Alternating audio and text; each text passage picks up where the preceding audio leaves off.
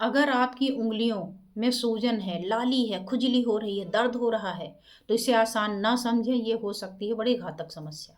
ये क्या है, ये क्यों है, कैसे इसको ठीक कर सकते हैं, ये सारी चीज़ें आज की इस वीडियो में आपको देखने मिलेगा। तो वीडियो को लास्ट तक देखें ताकि आप सारी चीज़ें एक ही प्लेटफॉर्म पर देख सकें और आप उसका लाभ उठा सकें। मैं हूं डॉक्टर अर्चना और आप देख रहे हैं आपका अपना हेल्थ चैनल अर्चना दुबे हेल्थ लैब, जिसमें मैं इस तरीके के टिप्स एंड ट्रिक्स देती रहती हूँ ताकि आप घर बैठे छोटी छोटी चीज़ों को अपना करके अपने आप को फिट कर सकें। और समस्या गंभीर होने पर ट्रीटमेंट के लिए एक दूसरा चैनल है अर्चना दुबे एक्यूप्रेशर, जिसमें मैं एक्यूप्रेशर के पॉइंट वगैरह बताती हूँ ताकि समस्या का समाधान हो सके। तो आज की इस प्रॉब्लम के लिए भी मैंने ऑलरेडी दूसरे चैनल पे डाल रखा है, तो आप वहाँ से एक्यूप्रेशर पॉइंट सीख सकते हैं। आइए बात कर लेते हैं जाड़े में होने वाली उंगलियों की प्रॉब्लम। उंगलियां लाल हो जाती, सूज जाती हैं, इतनी पेनफुल होती हैं कि रात भर सोया नहीं जाता। बहुत सारे लोगों को परेशानी होती है। ये क्या है और क्यों है? तो इसको बोलते हैं चिलब्लेन, जिसको दूसरे भाषा में पर्नियो भी बोल सकते हैं। और वैसे कहते हैं कि उंगलियों में जाड़े की वजह से हो गया। ये हुआ क्यों?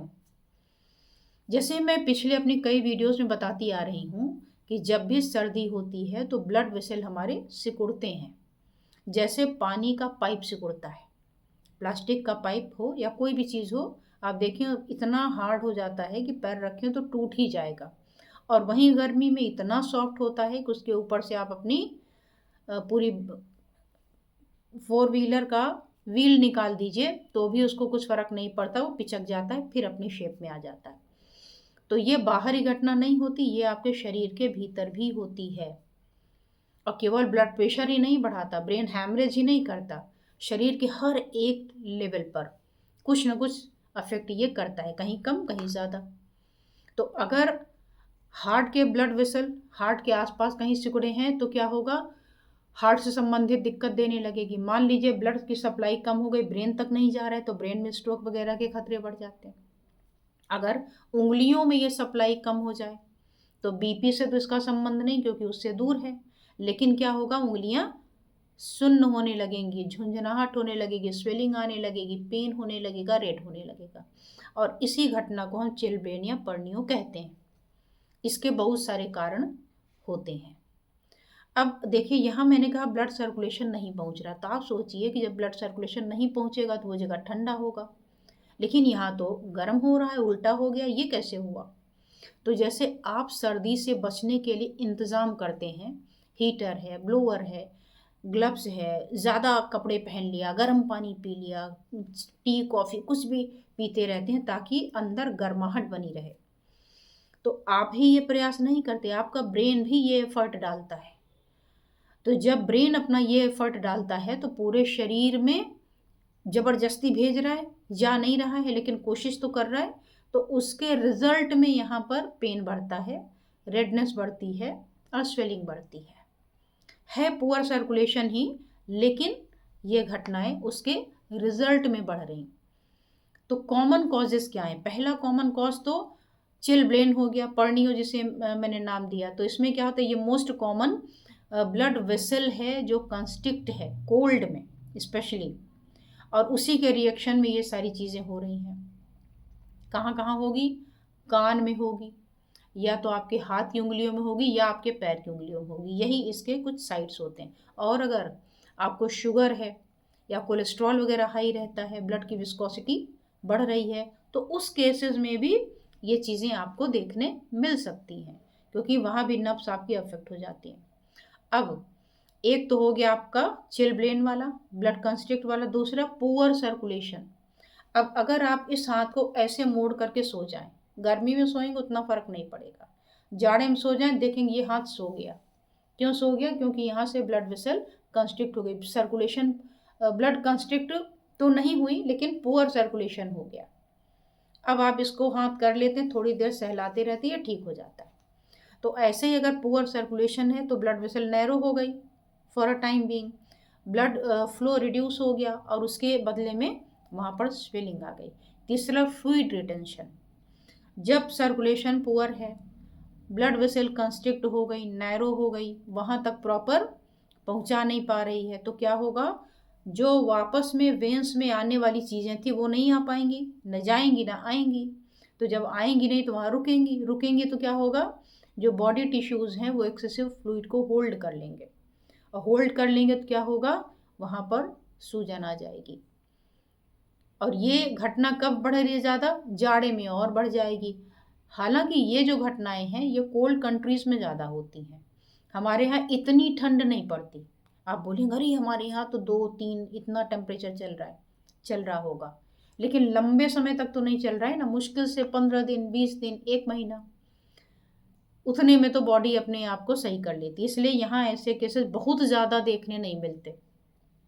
लेकिन कोल्ड कंट्रीज़ में जहाँ पर बहुत लंबे समय तक टेम्परेचर लोअर साइड में रहता है, वहाँ ये घटनाएं बहुत ज़्यादा देखने मिलती, तो वहाँ ये बहुत कॉमन है।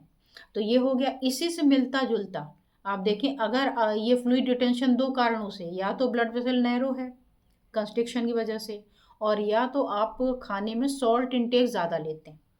अगर आप नमक ज़्यादा खाते हैं तो भी ब्लड फ्लूइड, ये आपका जो फ्लूइड है वो रिटेंशन होगा और सूजन और बढ़ेगी। तो ये ध्यान रखिए, ये भी एक कारण है।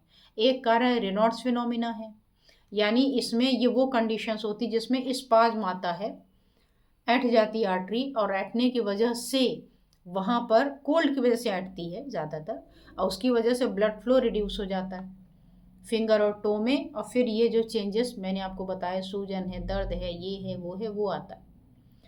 अब सिम्टम क्या ज़्यादा हमें वॉच करना चाहिए, पहला रेडनेस है, ईचिंग है, स्वेलिंग है, बर्निंग है, और झुंझुनाहट है, टिंगलिंग।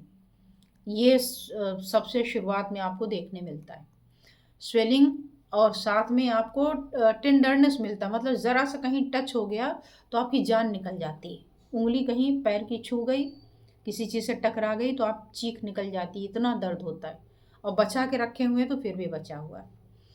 जो स्किन है वो शाइनी दिखने लगती है, एकदम चमकती रहती दूर से ही, तो ये क्या बताता है कि उंगलियों में कुछ तो हो सकता है। अब आप वही देख सकते हैं कि मेरी उंगली में कोई परेशानी नहीं है ना, लेकिन सर्दी है, कोल्ड है बाहर, तो उसके लिए नेचर ऑटोमेटिकली हमें सहायता करने क्या कर रही है। अगर आप देखें तो जो ऊपर के हमारे फेलेंजेस हैं, ये आपको इनकी तुलना में ज़्यादा रेड दिखेंगे, देखिए, बिना कुछ किए। तो ये हमने तो कुछ नहीं किया, ये कौन कर रहा है, ये नेचर कर रहा है। लेकिन अगर ब्लड कंस्ट्रिक्ट होता तो यही हमारी फूल के लाल होके पेन वाली हो जाती। तो शाइनी, अगर आपकी फिंगर की स्किन शाइनी हो रही है तो भी आपके कान खड़े हो जाने चाहिए कि something is going wrong in future. तो अभी से आपको उसकी देखभाल करनी शुरू कर देनी चाहिए। अच्छा, दूसरा, अगर फिंगर मूवमेंट रिड्यूस हो गया, जरा सा भी करें मतलब टाइट टाइट सा हो रहा है, तो भी ये आगे चल कर कैसा हो सकता है। तो आपको ध्यान देना है। क्या ध्यान देना है, कैसे इसको ठीक कर सकते हैं। तो इसको ठीक करने का तरीका ये है कि ब्लड सर्कुलेशन को तेज़ कर दीजिए।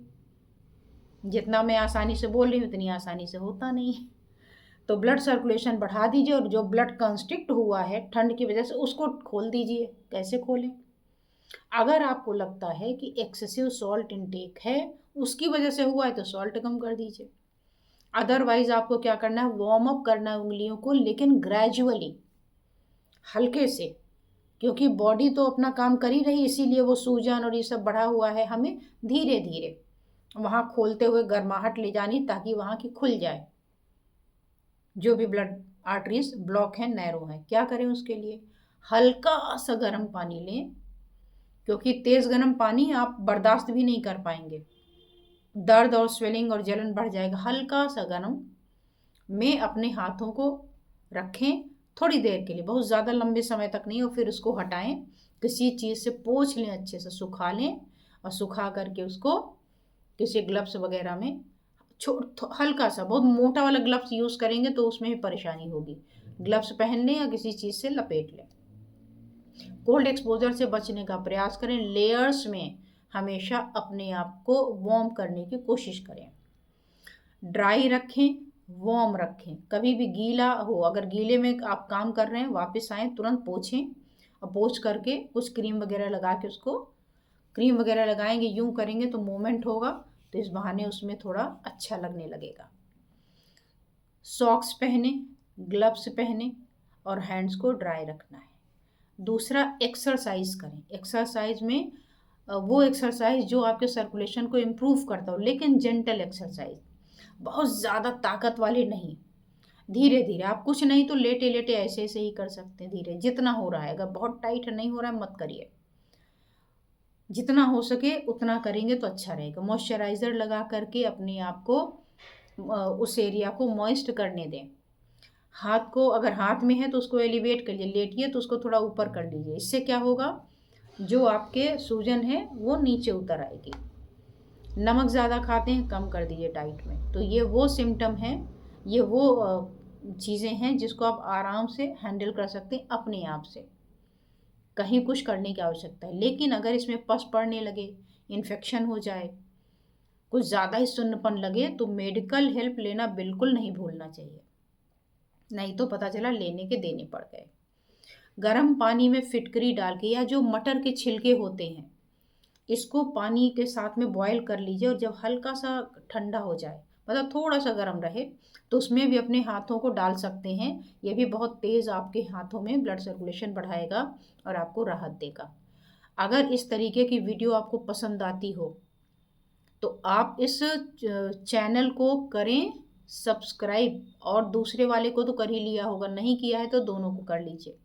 वीडियो पसंद आई हो तो इसे कर लें लाइक, और कमेंट करें कि आपको इस तरीके की वीडियो कैसी लगती हैं, और साथ ही शेयर करें ज़्यादा से ज़्यादा ऐसे लोगों के पास जिन्हें आप जानते हैं कि उनको ये समस्या है।